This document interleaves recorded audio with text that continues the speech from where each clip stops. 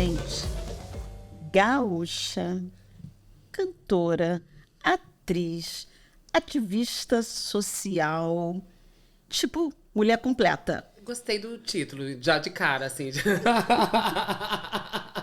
E a Lona Shine com certeza é só uma das facetas que essa artista tem para contar. E cantar também, que eu tô sabendo que vem música nova aí. É isso, e com vocês, Valéria Barcelos.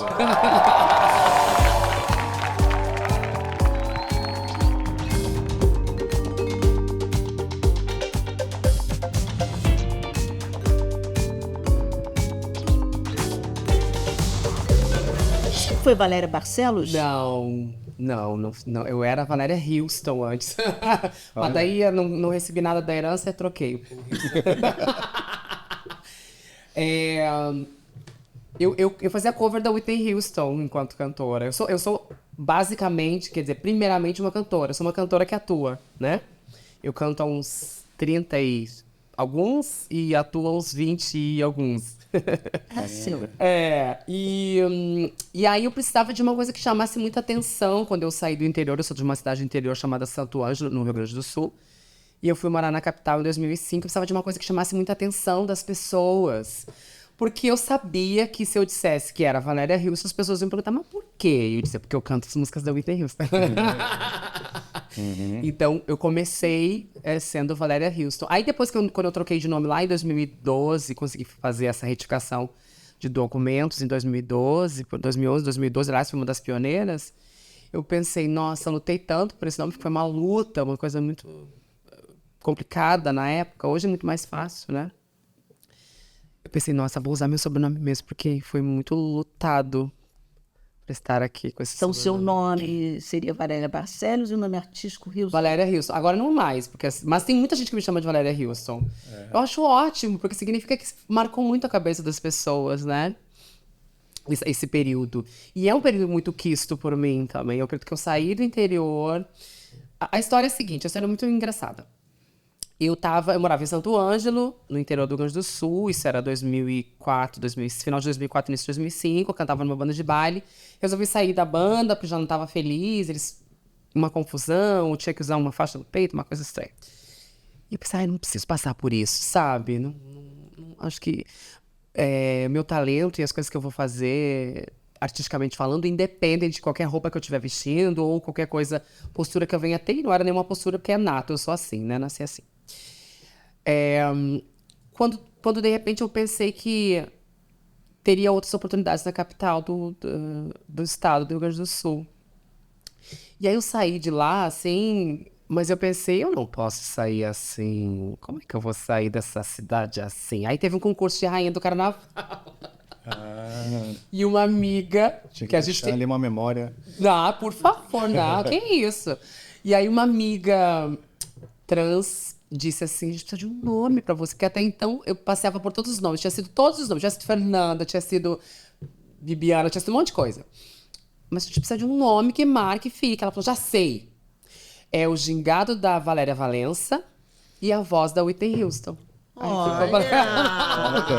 Olha, muito bom, hein? Não é? Uma junção... Voltando um pouquinho atrás, mas quando é que deu essa chave que você disse assim, eu sou um artista? Nossa, que pergunta difícil. Eu acho que o meu fazer artístico e a minha descoberta enquanto artista, ela veio de maneira muito natural também. Eu gostava muito de fazer de conta, sabe? Quando eu era criança, eu achava que artistas tinham um poder tão especial que eles conseguiam diminuir de tamanho para servir na TV, que eu achava que a gente tinha que diminuir de tamanho para servir na TV. Hoje eu sei que a gente tem que ser muito maior, né? Muito maior, tem que ter um tamanho gigante para servir na TV. Mas eu achava muito que a gente tinha que diminuir de tamanho para servir na TV. E eu estava sempre em busca dessa fórmula de diminuir de tamanho para poder servir naquela caixinha. Você é alta desde que idade, assim? Eu sou alta desde dos 10 até os 12, foi um tirão. Mas eu queria... O meu fazer artístico se confunde com a minha própria existência, porque eu achava muito que o fazer artístico ia ser muito permissivo nas coisas que eu sentia e não entendia. Ou seja, eu achava que todo esse fazer artístico ia me colocar num lugar em que eu pudesse ser quem eu sou do lado de fora. Eu tinha visto Neila Torraca numa novela lá vestido de mulher, eu pensei... E tinha um vestido verde pistache lindo lá na minha casa, que eu não sei de onde é que saiu aquele vestido. E eu queria muito usar aquele vestido. E eu pensei, meu Deus, tá aí. Eu tenho que ser artista, que os artistas podem fazer o que eles quiserem. Você acha que sempre foi um pouco a mistura de uma coisa lúdica e misturada com uma coisa objetiva? Sempre, tenho Mais ou certeza menos disso. As pessoas trans desenvolvem uma maturidade muito precoce, né? Sim, sim. A gente consegue entender coisas, mesmo de um certo desentendimento, mas é possível entender muitas coisas a partir de coisas que a gente observa e sente. Com certeza.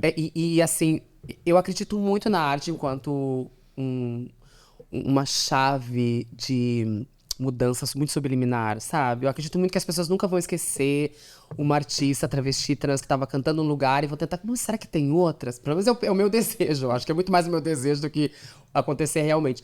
Mas eu pensava, será que vai... Será que é possível? Será que alguém vai pesquisar isso, vai olhar, vai querer saber, vai querer saber que tem outras, vai descobrir que há outras a partir disso? Então eu acho muito que a arte também essa chave subliminar. Eu acredito que essa minha virada de chave veio aos 7 anos, quando eu entendi que eu ia poder ser aquela pessoa que cantava na frente dos outros, embora tivesse muita vergonha, mas que cantava na frente dos outros e que conseguiria fazer com que prestassem atenção em mim, de maneira que não fosse chacota, alguma coisa, algum riso de alguma coisa. E quando você percebeu que tinha voz? Quando você começou a ouvir que você tinha... Até hoje a minha voz é esquisita pra mim. Voz que Mas eu tive eu pra acho que cantar mesmo. mas a voz pra cantar, eu acredito que aos 6, 7 anos de idade, quando eu ganhei meu primeiro festival de música. E eu não queria isso de maneira nenhuma. Porque assim, o meu despertar de alguém que tinha voz era a minha professora. Eu achava a minha professora a coisa mais maravilhosa do mundo. Ela tinha cheiro de mimeógrafo. E ela tinha aquele cheiro e ela conseguia fazer, calem a boca, e todo mundo ficava quieto. Eu achava esse poder vocal de poder dizer para as pessoas ficarem quietas. Projetar a voz. E foi ela que disse pra mim, ela me viu cantando separado das outras crianças, porque eu sempre fui uma criança meio, um tanto quanto solitária, por razões óbvias. E ela me viu cantando e tinha aquele festival na escola que cada sala mandava uma representante, e eu fui. Ela disse, nossa, tu canta muito bem. E eu falei, não, não quero. Porque eu queria ser professora, entendeu? Eu queria ter o poder de voz das professoras, que conseguia dominar todas aquelas crianças. Então, mas certamente foi ela que despertou aí o meu olhar para, nossa, tem uma voz diferente aí para alguma coisa. Interessante. Ó, você tem uma carreira já longa, né? Acho que o Brasil está te conhecendo agora através da novela. Tua primeira novela, novela das 9. E como é que está sendo isso para você, assim? Como é que você recebeu esse convite? Às vezes eu fico pensando, tem câmera ali, tem gente atrás, deve ser uma brincadeira. Alguém vai sair de algum lugar e vai dizer, não tá acontecendo. Porque esse meu desejo da televisão, ele ficou um pouco para trás quando eu coloquei a música à frente de tudo, assim. Tá sendo muito incrível a resposta das pessoas e a resposta que eu tinha, de uma certa forma, um pouco de medo, que são as pessoas um pouco mais velhas, assim, mais de idade, senhorinhas. Eu sou a rainha das senhorinhas, gente. Às vezes eu fui numa peça de uma amiga que tá na novela também, Alexandra Richter, e eu fui soterrada por senhorinhas, umas 50, assim, na minha volta. Nossa. E eu acredito, eu tô percebendo que tá dando certo aquilo que eu sempre quis, que na verdade é naturalizar nossa presença, né? Estar numa novela das 9, uma pessoa trans como eu estar numa novela das 9, e a gente tem que demarcar isso sempre, para que as pessoas não esqueçam que a gente está lá, porque senão a gente passa só desapercebida como mais uma pessoa que está. Não, é importante que a gente diga sempre que sou uma pessoa trans preta, que tem uma realidade assim, assim, assim. E lá não é feio, não é ruim ficar falando isso sempre, as pessoas têm que saber disso. Demarcar esse território, eu preciso demarcar esse território para outras que vão vir. Não é redundante. Não é necessário demais. E perceber toda essa aura que povoou meu imaginário é uma coisa muito incrível. Mas você ficou nervosa, assim? Muito. Você fala, vou aparecer na TV. Muito. Com novela das 9. E eu falo Tá tanto... pequenininha, né? Muito. Achei pequenininha. Eu tava no... acho que a cena mais emblemática não foi nem... O primeiro capítulo foi um terror, assim. Gravar o primeiro capítulo foi um terror. Eu fiquei uma semana repetindo as mesmas falas, ao ponto de repetir as mesmas falas quando tá andando na rua. E, no entanto, não foi a primeira cena que a gente gravou, né? Porque aí cagou tudo, né? Não foi nada disso. A cena que me deixou mais nervosa e que me fez ter uma noção de que sim, estou na novela das 9 foi uma cena com a Glória Pires, porque a Glória me deixou muito nervosa. Não foi nem a Suzana, que quando eu cenava direto com a Suzana foi muito, não sei o quê. Tivemos as nossas conversas um pouco mais sérias no início, mas depois a gente virou super best, assim, somos muito best agora, eu e a Suzana. Todo mundo conhece a Suzana, sabe que a Suzana não é fácil. Eu também não sou, então a gente se combinou. Mas Glória no camarim, Glória no camarim é a pessoa mais doce que tu pode imaginar da vida. Glória Pires é uma deusa, gente. Ela leva bolinho pra gente, ela bate cabelo, ela coloca música, ela chega rindo, ela é maravilhosa. Glória chegou e disse assim pra mim, a gente tinha uma cena muito emblemática, que é uma cena que a gente tinha que discutir quase que em boca que usa, assim, sabe? A gente tinha que discutir sem gritar. Dentro do carro, eu tinha que bater a porta do Porsche, cagar de medo que fizesse alguma coisa, eu ia ter que fazer 15 novelas pra pagar. E a gente tinha que discutir, e Glória disse assim, ela me mandou um áudio, dizendo assim, tô louca pra te pegar em cena. Olha, Glória, falando assim pra gente, como é que tu vai ficar, né? Como é que tu vai ficar calma com isso? Aí depois um dela falou, isso é muito antes, né? Ela falou, daqui um mês a gente vai ter a nossa cena. Daqui 2... Ela passou o tempo inteiro fazendo horrorado e agressiva. Daqui amanhã somos nós duas, hein? Eu falei, sim, Glória, eu não esqueço de nenhum minuto. Chegou no dia, ela fez um vídeo do carrinho assim, Valéria, fala da nossa vida hoje. Eu falei, Glória, é uma cena que vai pro meu currículo, pelo amor de Deus. Que legal. Eu acho que foi o que me deixou mais nervosa, assim, e que depois disso eu pensei, cara, fiz cena com a Glória Pires, a vídeo igual, né? igual. E da personagem, o que tem te encantado nela? Você se vê nela? Nem pouco. Legal. Eu não me vejo muito na Luana. Eu sou muito mais prática do que ela. A Luana é muito sonhadora demais, assim. Nunca já não tenha sido e que muitas de nós não são, assim. As pessoas trans sonham muito com coisas muito banais. Quando perguntam qual é o maior sonho de uma pessoa trans, a gente fala ter problemas. Quero ter problemas. Reclamar que tá calor, que tá frio, que o pão tá caro. A gente quer ter problemas de todo mundo e esquecer que gênero e sexualidade é um problema para as outras pessoas, não pra gente, né? Porque isso é com o outro, não é com a gente. Mas a gente não tem muito a ver, eu e a Luana, assim. A não ser, claro, essa vontade máxima de querer sobreviver às intempéries, assim. Eu acho que a gente tem muito disso. Mas eu não sou essa pessoa que sonha com o príncipe, já fui, mas não sou mais. Eu não sou essa pessoa que tem essa obstinação cega por alguma coisa. Eu falo com o João, que trabalha comigo, eu falo, João, ele perguntou pra mim, como é que é, gente? Fica muito nervosa pra você. Eu caguei. Se o diretor falou, foi cena, eu tô, por que a gente vai comer agora? Não tô nem preocupada, assim, com essas coisas. Porque, cada um seu, cada qual. Acho que a nossa semelhança maior é a lealdade. Eu acho que eu sou muito leal às pessoas muito grata às pessoas que me trabalham comigo ou que já passaram pela minha vida em algum momento. E de mais diferente seria certamente essa, não diria ingenuidade, mas essa crença em algo muito etéreo. Eu acredito nas coisas mais materiais, assim, que eu possa resolver. Não que eu não tenha. Não que eu não tenha essa pitada também. A gente tem que ter isso, senão ficar muito dura a vida, mas eu sou muito mais prática do que ela, certamente. Eu vi ontem no seu Instagram um reel seu muito bonito. Você chorou contando que você encontrou uma pessoa no elevador. No elevador. E que só te tratou como uma pessoa comum.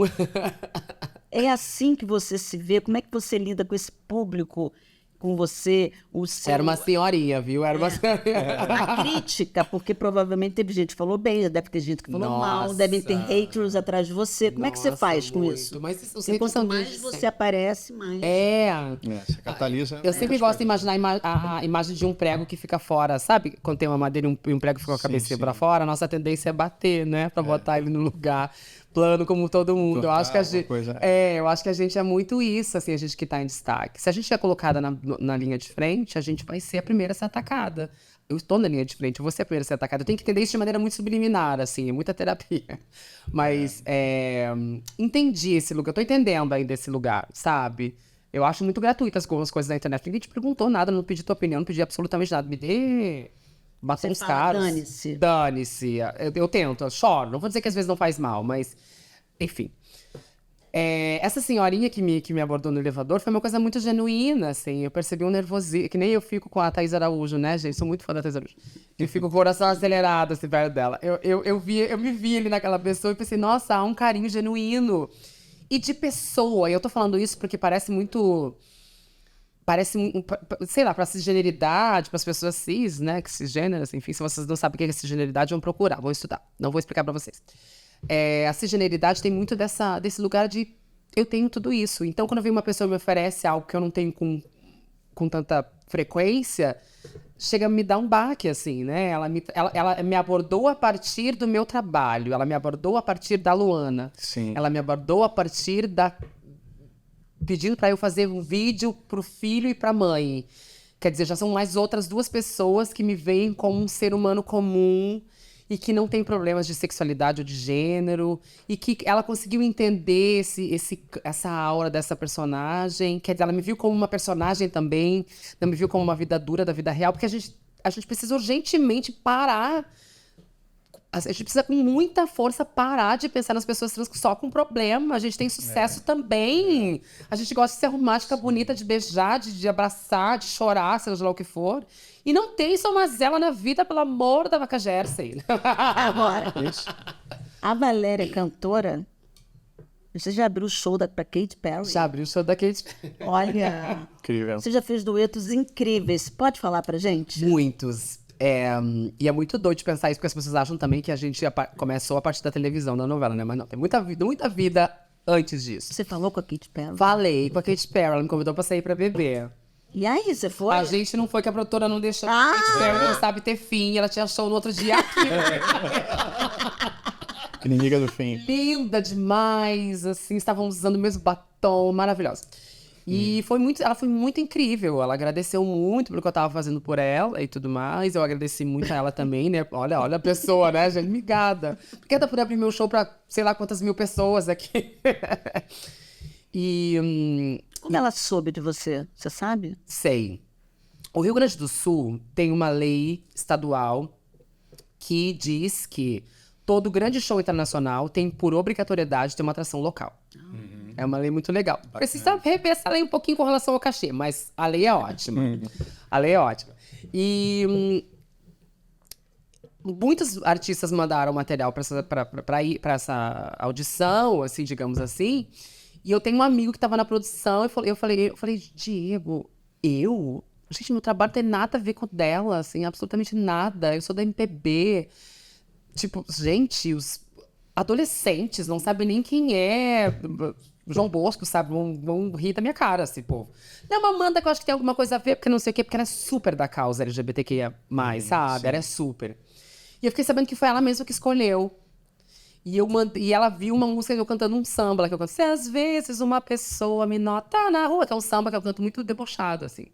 E ela se encantou com a sonoridade do samba, que eu fiquei sabendo, assim, foi pela escolha dela mesma.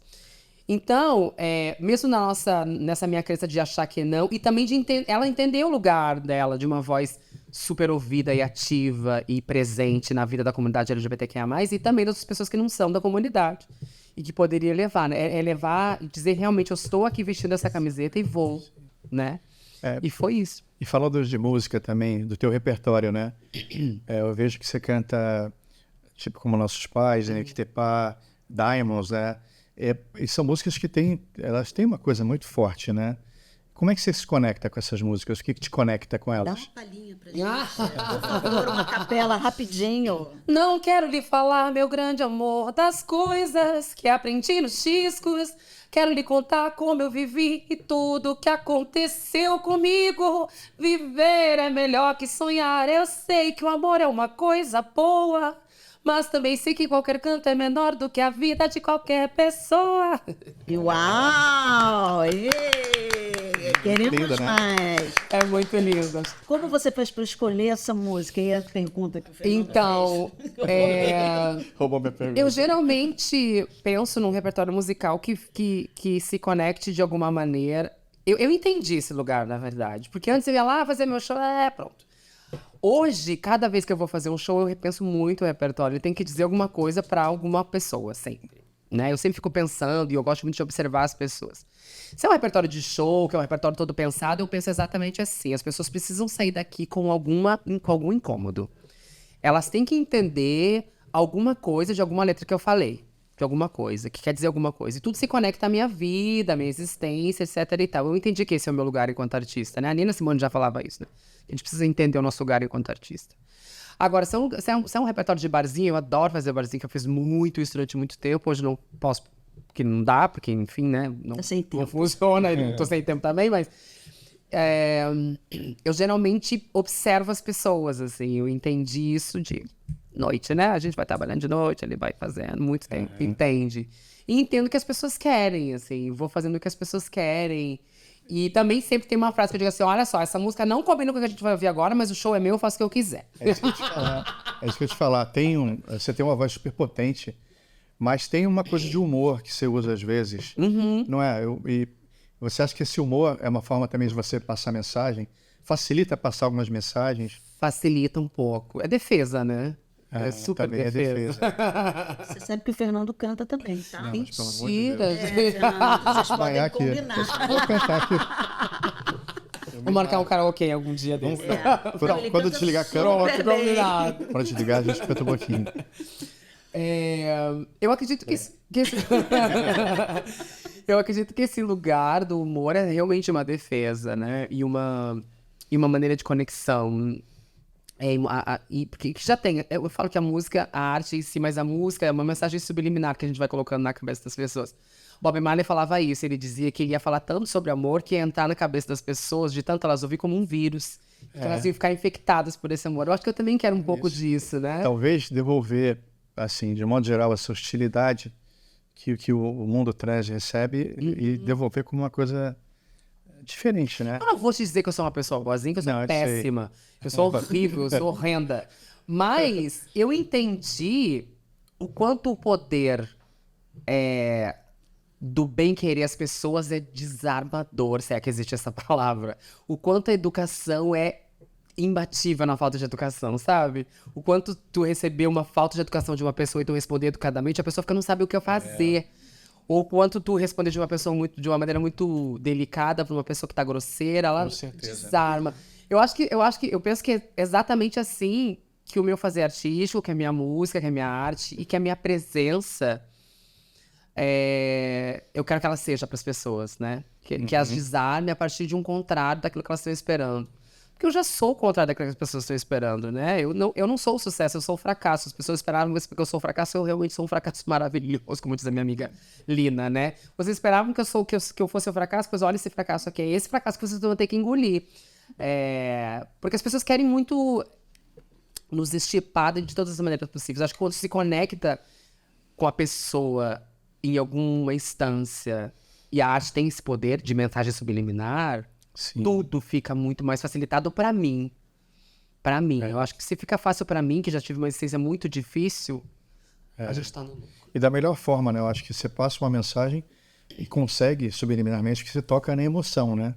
E a emoção, eu acho que ela abre canais tanto para você saber, né, se incomodar com algumas coisas tuas, como para falar, pô, que legal, né? Existe uma universidade do Rio Grande do Sul, que eu não vou fazer a propaganda porque eles não estão pagando a gente, que tinha um slogan que era maravilhoso, que dizia que o que move o mundo não são as respostas, são as perguntas.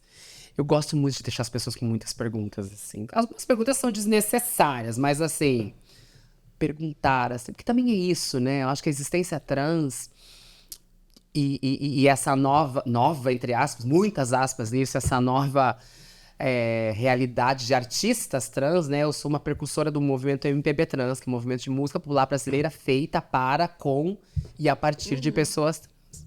Era a minha pergunta próxima. Quando a gente vai para esse lugar e consegue, de alguma maneira, furar essa bolha, isso vira uma coisa tão grandiosa, né? Que vai por dentro, né? Uma mensagem muito maior.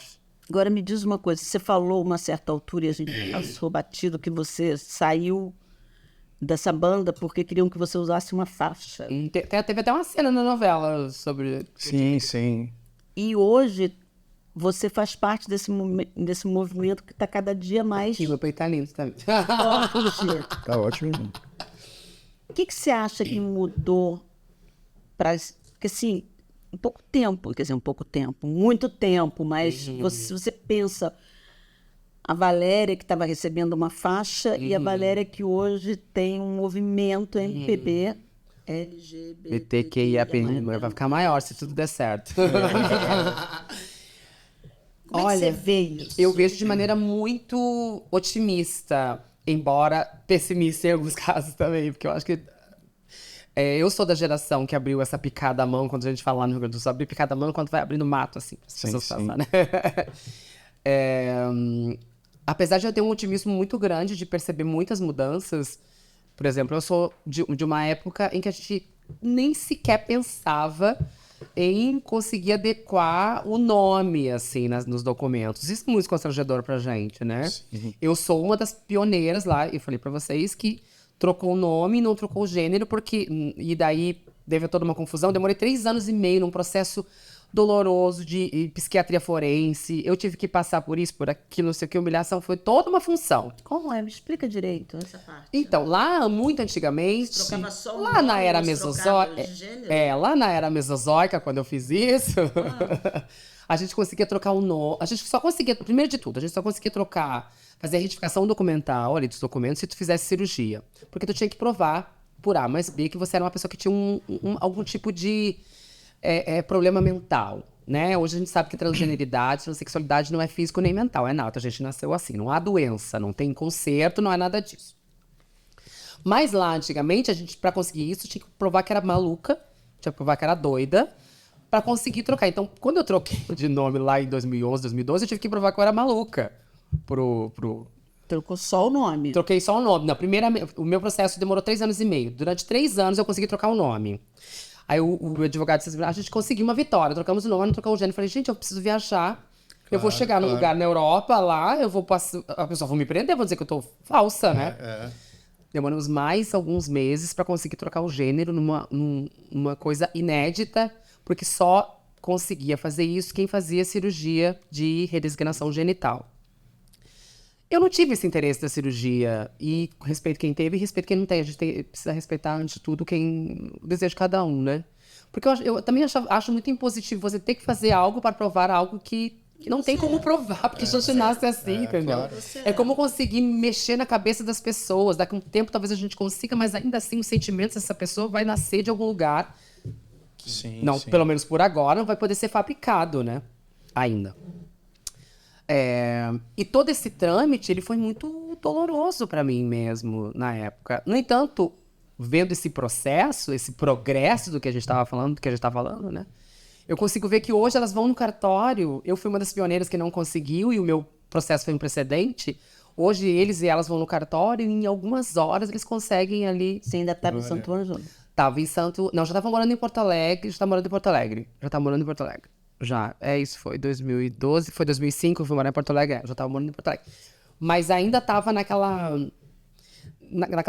coisa de não saber como lidar. E aí, por isso que a gente vê essa linha de tempo que ela entristece, mas ao mesmo tempo deixa muito feliz, porque muita coisa avançou. Ainda há muito que avançar.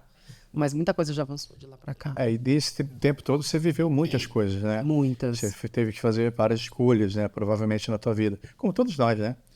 Mas você se arrepende de alguma coisa, alguma rota que você pegou? Ou se você faria alguma coisa diferente, assim, na tua história? Além dos meus 6 casamentos? Acho que já é o suficiente. Eu acho que já é o suficiente. Não sei.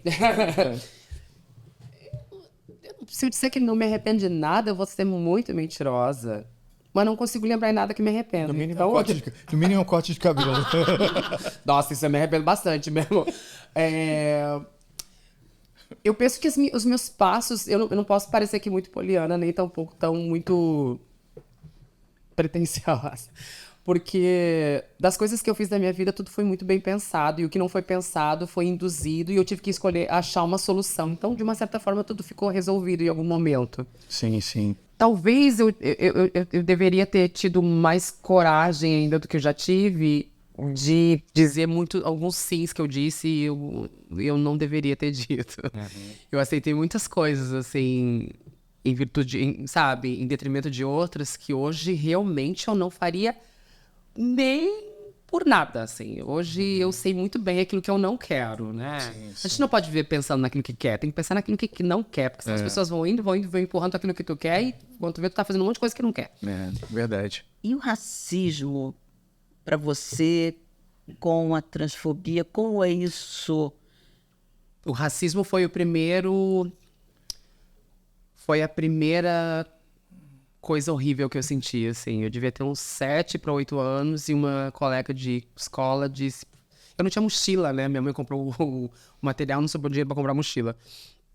Por que tu não tem mochila? Ela perguntou. Eu falei, é porque, sei lá, eu não tava nem pensando naquilo, né? Eu tava feliz com a minha sacolinha ali de plástico que eu levava. Nem tava pensando. Cheiro de caderno novo é maravilhoso, assim. Tava nem preocupada. Ela, não, você não... Eu falei, não sei. Não, tu não tem, porque a tua mãe é negra. E negro não tem dinheiro pra comprar as coisas.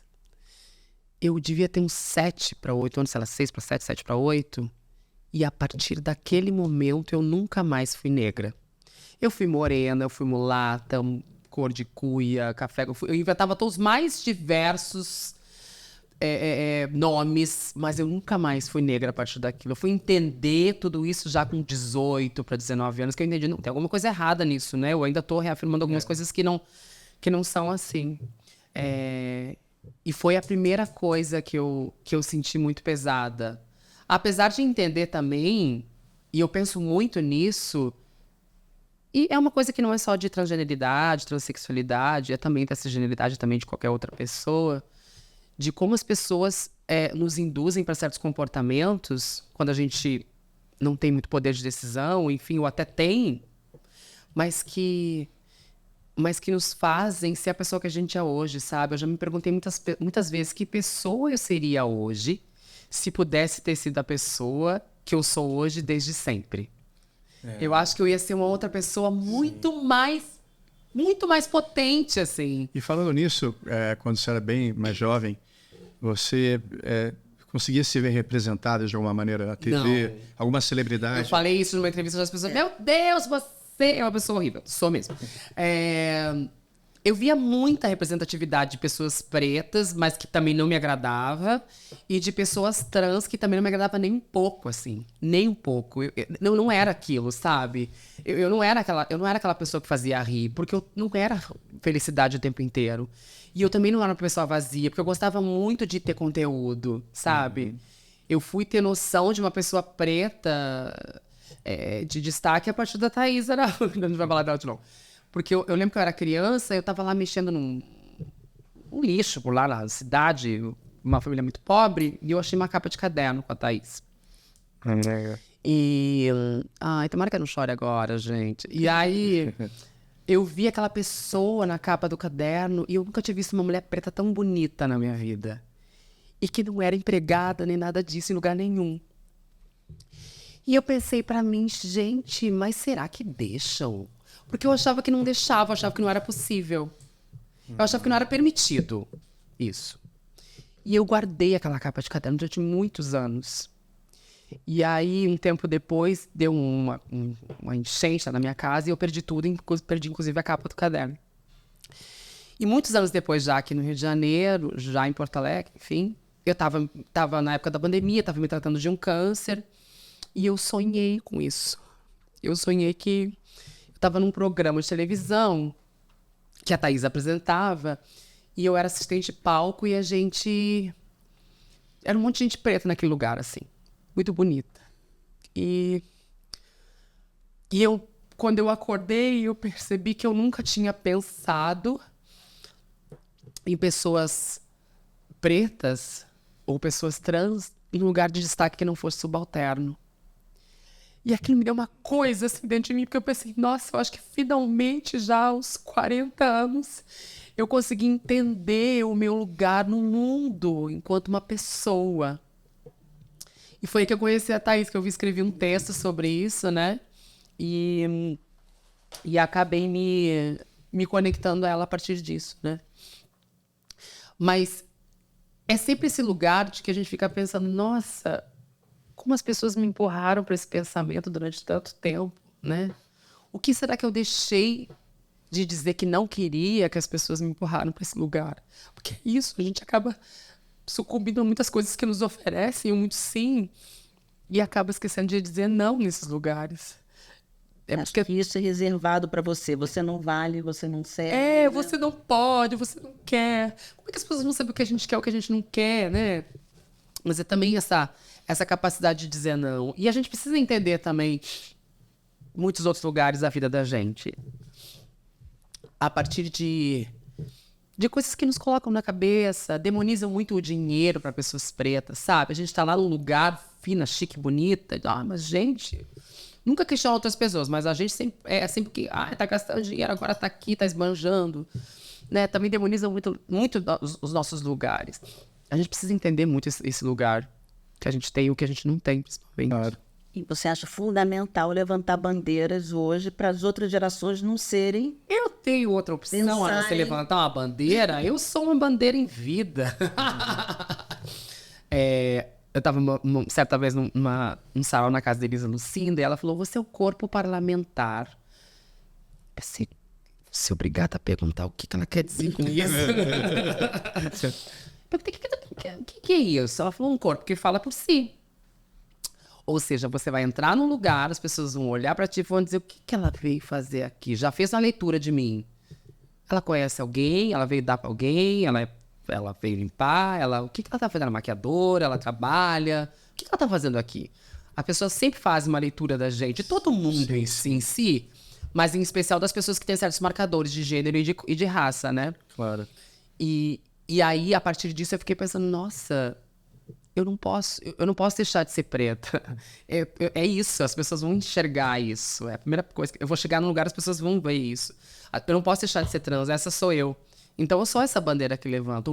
O mínimo que eu posso fazer pra mim, aliás, o mínimo que eu posso fazer pra mim e o máximo que eu consigo fazer para as outras, é fazer com que as pessoas entendam que há uma demarcação de território que estamos travando. Que a gente vai conseguir. E não vamos sair daqui nenhum passo para trás. A partir daqui é só para frente. Porque você acaba se posicionando além da artista, né? Como pessoa, né?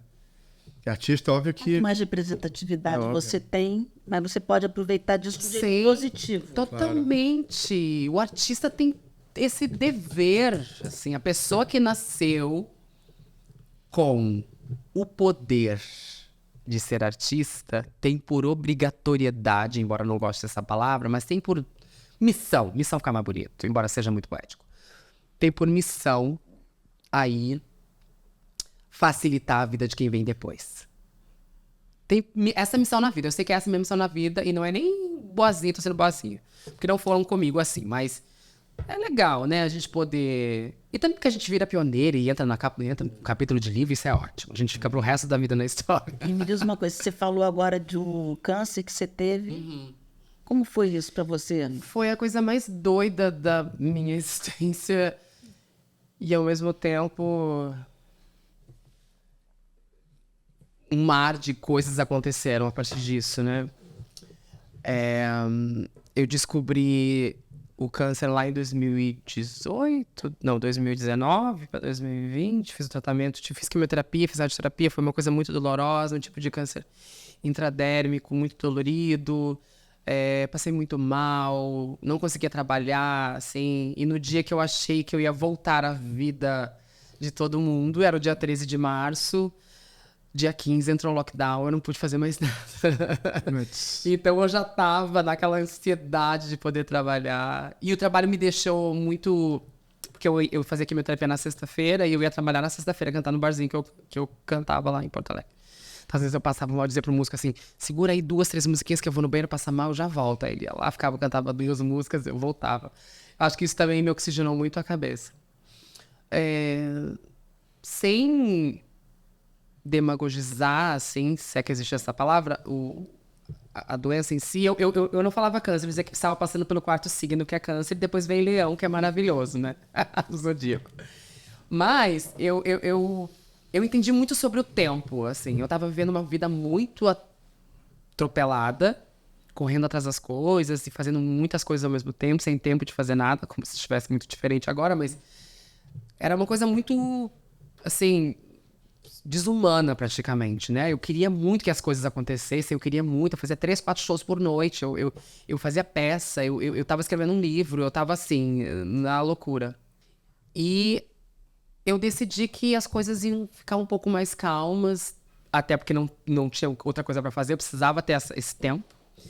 E eu escrevi um roteiro de uma peça que eu até nunca tirei do papel. Talvez um dia, quando estiver muito bem com essa parte da vida, eu traga ela pra vida, em que eu só conseguiria escrever o final da peça na última quimioterapia.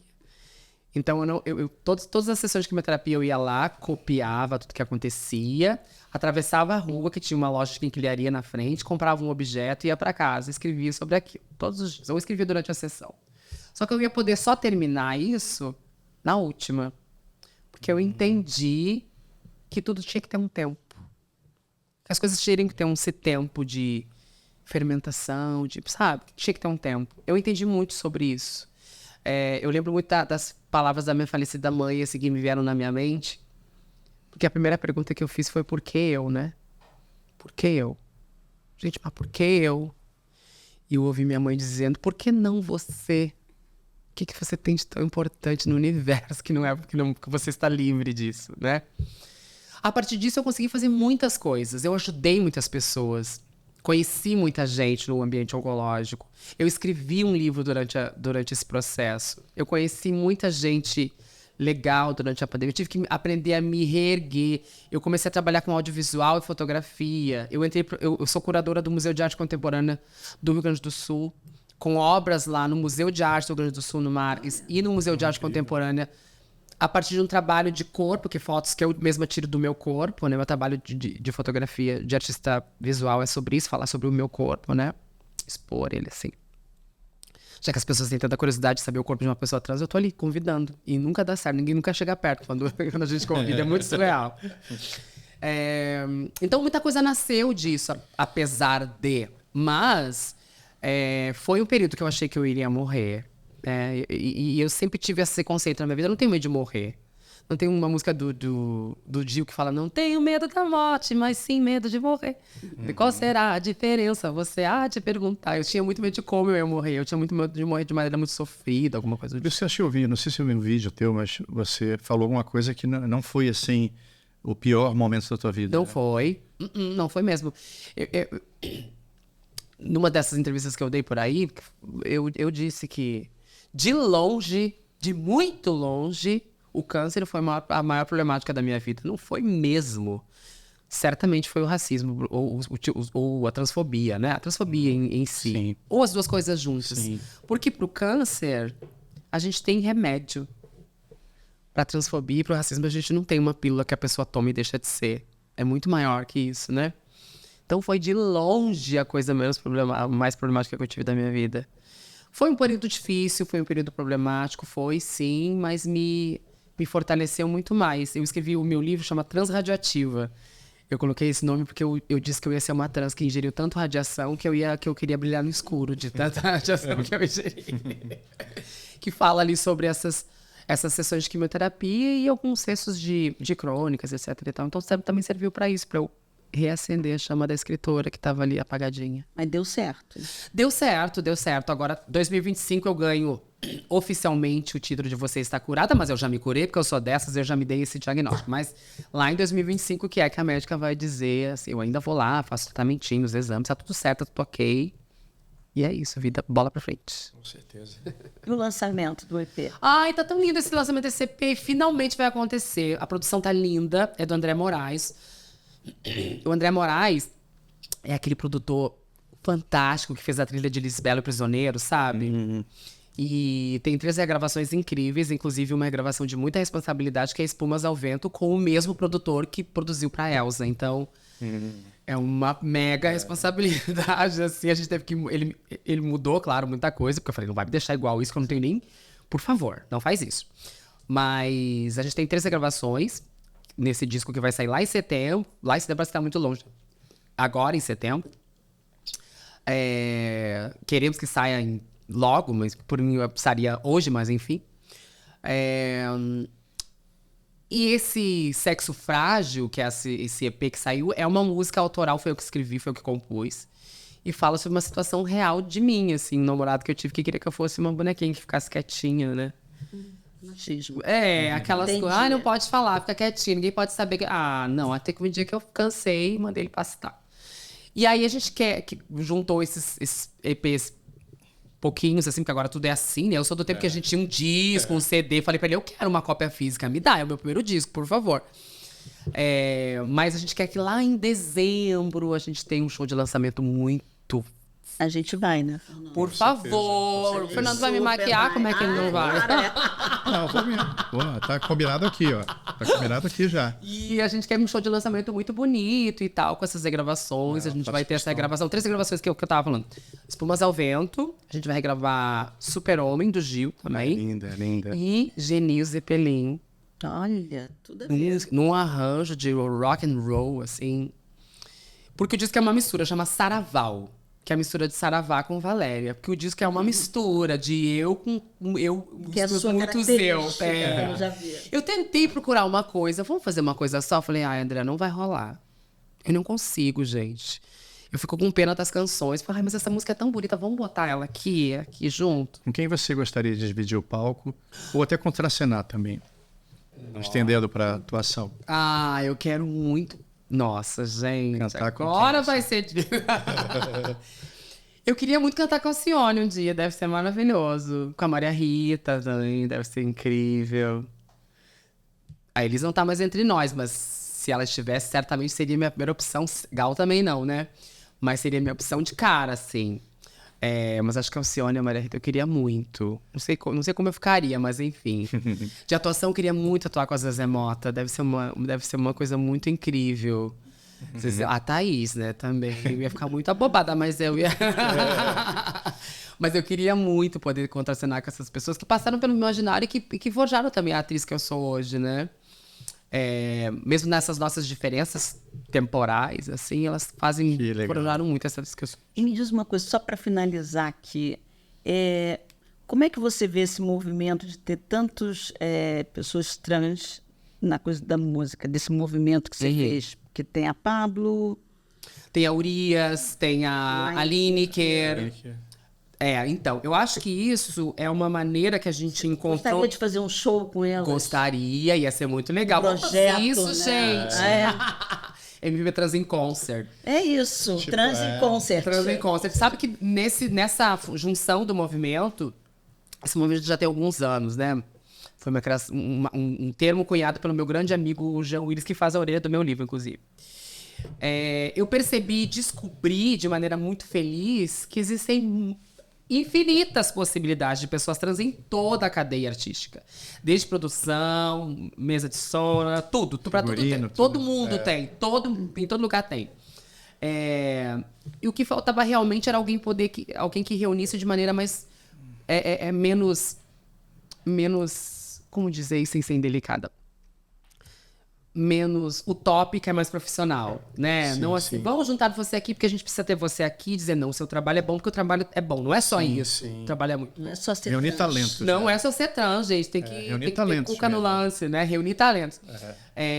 Quando a gente percebe uma movimentação dessas a partir da música e que vai se desmembrando para produção e ao mesmo tempo para composição e ao mesmo tempo para instrumentistas, porque eu descobri uma instrumentista trans, uma pianista trans lá em São Paulo, aí tem uma outra que toca violão, aí não sei, uma que faz cello, uma baterista. Então eu já percebi que isso, o que faltava realmente é a gente poder se ver. É por isso que eu falo como importante a representatividade, porque o que a gente viu até agora, tudo que a gente viu até agora, e não estou desmerecendo, só estou fazendo um comentário, por favor, não me demita, Rede Globo, por favor. É representação. Representar é diferente de representatividade. Representação é atuação. É aquilo que eu faço, é aquilo que a Luana faz, eu faço com a Luana. Agora, a representatividade é o meu corpo fazendo a Luana. Só que não vai poder ter o meu corpo fazendo Luana se o meu corpo não estiver lá. É isso que a gente precisa. Então, o movimento MPB Trans, ele vem num crescente, numa necessidade infinita para que essas coisas aconteçam. Então, vamos fazer essa força. Vamos colocar, gente, vai ser lindo. E é muito surpreendente perceber que está muito perto. Né, gente? Porque às vezes a gente fica nessa coisa muito... Quero fulana lá longe, quero pensar na RuPaul, quero pensar... Gente, aqui no teu bairro deve ter um monte de pessoas trans talentosas.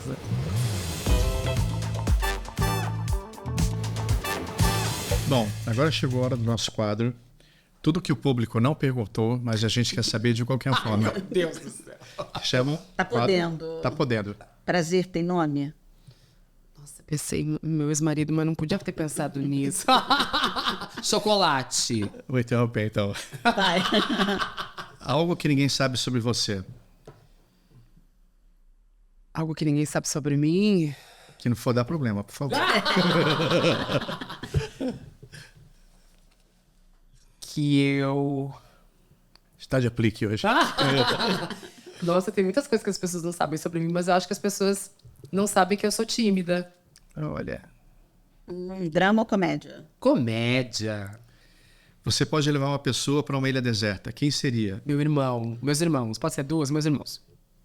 Tá bom. Eu também poderia ajudar muito, hein? Um sonho recorrente.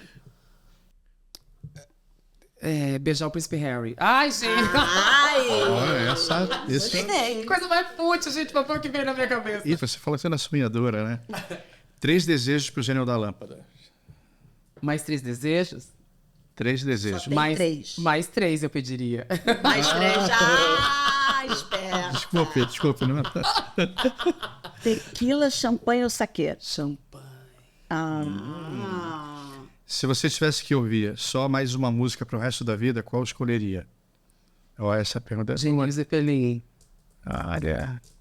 Você tem que cantar. É comprida. Você vai terminar então o programa cantando ela um Você vai pouquinho. cantar. Deus ou deusa? Deusa.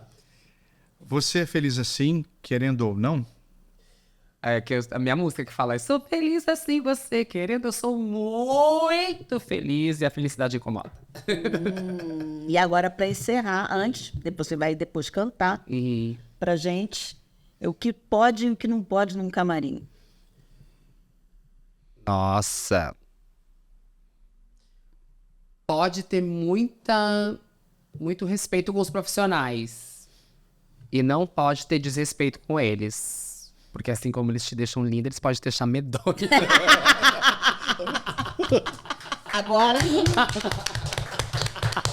Agora, Zeni. Vamos lá. Bendito do que nego torto, no mangue no cais do porto, ela já foi namorada. O seu corpo dos errantes, dos cegos, dos retirantes, é de quem não tem mais nada. Dá-se assim desde menina, na garagem da cantina, atrás do tanque no mato. É a rainha dos detentos, das loucas, dos lazarentos, nos moleques do internato. E também vai a miúde, com os velhinhos sem saúde, e as viúvas sem porvir. Ela é um poço de bondade, e é por isso que a cidade vive sempre a repetir. Joga pedra na Geni! Não. Joga pedra na Geni! Não, não. Ela é feita pra apanhar, ela é boa de cuspir, ela dá pra qualquer um, ó, maldita Geni! Yeah. Brinde! Um brinde ao sucesso. Um brinde ao sucesso dos outros, porque o nosso tá garantido.